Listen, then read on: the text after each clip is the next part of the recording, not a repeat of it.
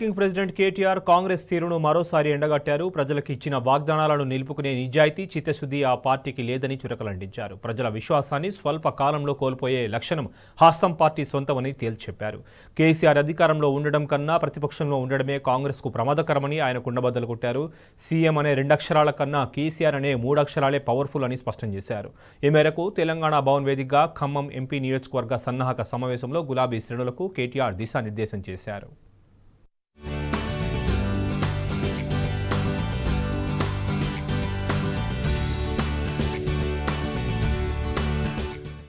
నెల రోజుల పాలనలో తెలంగాణ ప్రజలకు కాంగ్రెస్ సర్కార్ చేసిందేమీ లేదు. 6 గ్యారంటీలు ఇప్పటిదాకా అమలు కాలేదు.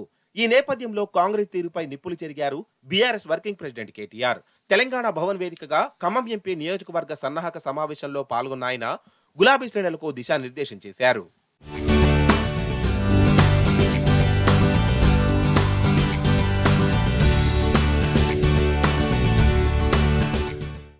ప్రజల విశ్వాసాన్ని స్వల్పకాలంలో కోల్పోయే లక్షణం కాంగ్రెస్ సొంతమని గత చరిత్రను పరిశీలిస్తే అర్థమయ్యేది అదేనని కేటీఆర్ తేల్చి చెప్పారు. అప్పటి మాదిరిగానే 1989 అసెంబ్లీ ఎన్నికల్లో టీడీపీని తిరస్కరించి కాంగ్రెస్ ను గెలిపించిన ప్రజలు కేవలం 7.5 స్వల్పకాలంలోనే హస్తం మీద విశ్వాసాన్ని కోల్పోయారని గుర్తు చేశారు. ప్రజా విశ్వాసం కోల్పోయిన కాంగ్రెస్ అనంతరం జరిగిన నాటి లోక్సభ ఎన్నికల్లో ఘోర పరాజయం పాలైందన్నారు. ఆ ఎన్నికల్లో అదే ప్రజలు టీడీపీని తిరిగి భారీ మెజారిటీతో గెలిపించారని స్పష్టం చేశారు. ఈ వాస్తవాన్ని, చరిత్రను ఎవరూ మరవకూడదని కేటీఆర్ కుండబద్దలు కొట్టారు.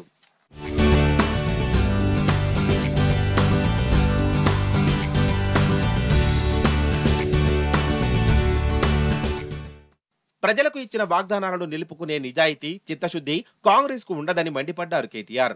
రాష్ట్రంలో కాంగ్రెస్ ప్రభుత్వం ఏర్పాటై నెల దాటిందని గుర్తు చేశారు. అధికారంలోకి వచ్చిన తెల్లారి నుంచే వాగ్దానాలు అమలు చేస్తామని ప్రకటించిన హస్తం పార్టీ ఎస్సీ, ఎస్టీ, బీసీ, ఇతర వర్గాలకు ఇచ్చిన హామీల అమలులో కాలయాపన దిశగా అడుగులేస్తోందని దుయ్యబట్టారు. ఇందుకు కాంగ్రెస్ నెల రోజుల పాలన పోకడలే సాక్ష్యమని ఎండగట్టారు ఆయన. వాగ్దానం చేసిన దానికి భిన్నంగా కాంగ్రెస్ ప్రభుత్వం వ్యవహరించడంతో ప్రజల్లో అసహనం ప్రారంభమైందని స్పష్టం చేశారు. ఇది ఇలాగే కొనసాగే పరిస్థితి ఉందని ఆగ్రహం వ్యక్తం చేశారు. ప్రజలకిచ్చిన వాగ్దానాల అమలు కోసం కాంగ్రెస్ పై ఒత్తిడి తెస్తూ తెలంగాణ ప్రజల కోసం బీఆర్ఎస్ పోరాడుతుందని స్పష్టం చేశారు. ఈ దిశగా అందరూ కార్యోన్ముఖులు కావాలని గులాబీ శ్రేణులకు కేటీఆర్ దిశానిర్దేశం చేశారు.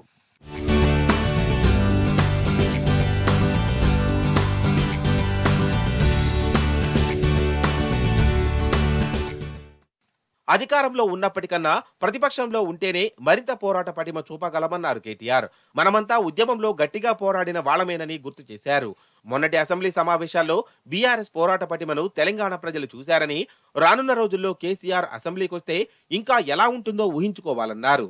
కేసీఆర్ అధికారంలో ఉండడం కన్నా ప్రతిపక్షంలో ఉండడమే కాంగ్రెస్ కు ప్రమాదకరమని తేల్చి చెప్పారు. సీఎం అనే 2 అక్షరాల కన్నా కేసీఆర్ అనే 3 అక్షరాలే పవర్ఫుల్ అని స్పష్టం చేశారు. ఫిబ్రవరిలో కేసీఆర్ ప్రజల మధ్యకు వస్తారని చెప్పారు. పార్లమెంటు నియోజకవర్గాల సమీక్షలు ముగియగానే అసెంబ్లీ నియోజకవర్గాల సమీక్షలు ఉంటాయన్నారు. త్వరలోనే రాష్ట్ర, జిల్లా కమిటీలు ఏర్పాటు చేస్తున్నామని తెలిపారు. ప్రతి 2-3 నెలలకోసారి అన్ని కమిటీలు సమావేశాలు క్రమం తప్పకుండా ఏర్పాటు చేస్తామన్నారు కేటీఆర్.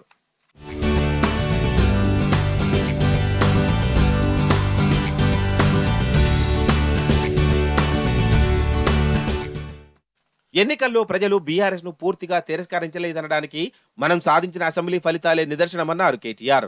39 ఎమ్మెల్యే సీట్లను గెలవడంతో పాటు 11 స్థానాలను అత్యల్ప మెజారిటీతో చేజారిపోయామని గుర్తు చేశారు. ప్రజల్లో ఉన్న అసంతృప్తికి కారణాలు చర్చించుకొని, సమీక్షించుకొని ముందుకు సాగుదామన్నారు. ఇప్పటి వరకు జరిగిన సమావేశాల్లో పార్టీ పరంగా ఆత్మవిమర్శ చేసుకుంటున్నామని కేటీఆర్ తెలిపారు.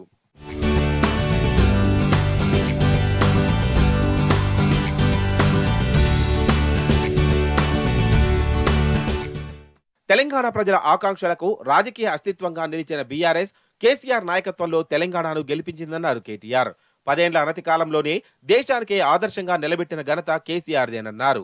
తెలంగాణ గలం, బలము బీఆర్ఎస్ఏనని మరోసారి స్పష్టం చేశారు. రాబోయే ప్రతి అడుగులో కేసీఆర్ దళంగా ఐకమత్యంతో ముందుకు సాగుదామని పిలుపునిచ్చారు.